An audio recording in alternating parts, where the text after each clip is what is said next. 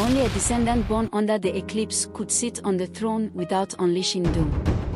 But this prophecy had been long forgotten by the kingdom's people, including the royal family, who had never experienced an eclipse in their lifetime. The cursed throne, a forbidden tale of power, greed, and redemption. In the heart of Africa, nestled between the vast savannas and dense forest, there was an ancient kingdom known as Ife-Oluwa, ruled by the revered and just King Adebayo. His reign was prosperous, and his people adored him for his wisdom and courage. His throne, however, was not just a symbol of power, it was a living relic, passed down through generations, steeped in mystical energy. It was said to be blessed by the gods, but also cursed by the gods who foresaw the kingdom's downfall when the throne was claimed by the wrong hands. The prophecy was clear: only a descendant born under the eclipse could sit on the throne without unleashing doom.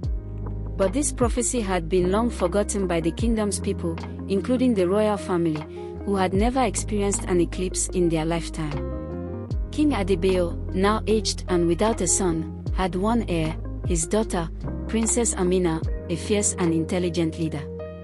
The people of Ife-Oluwa saw her as their future, and many thought she was destined to rule, for she possessed a wisdom that rivaled even the greatest elders. However, a shadow of ambition loomed over the kingdom. Prince Olumide, a cousin to the king, was young, handsome, and eager to claim the throne. He was the son of the king's sister, and though he had no claim by bloodline, he believed that his youth, charisma, and strength made him more suited for the throne than the princess. He had grown restless, seeing the kingdom's power slip from his grasp with each passing day as Princess Amina gained favor among the people. He began to plot in secret, gathering allies in the palace and outside the kingdom.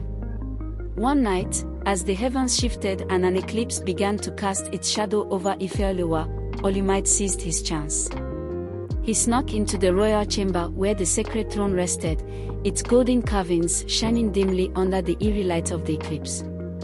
Desperate for power, Olumide sat upon the throne, his body trembling with a mix of excitement and fear.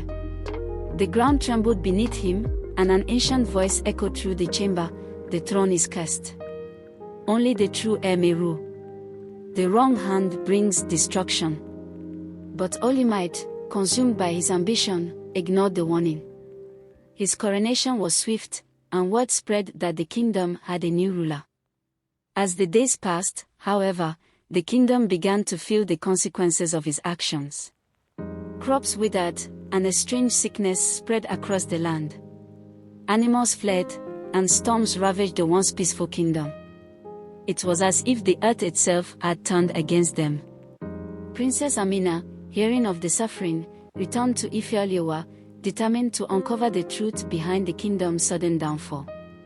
Upon her arrival, she confronted Olumide, who had now become paranoid and delusional.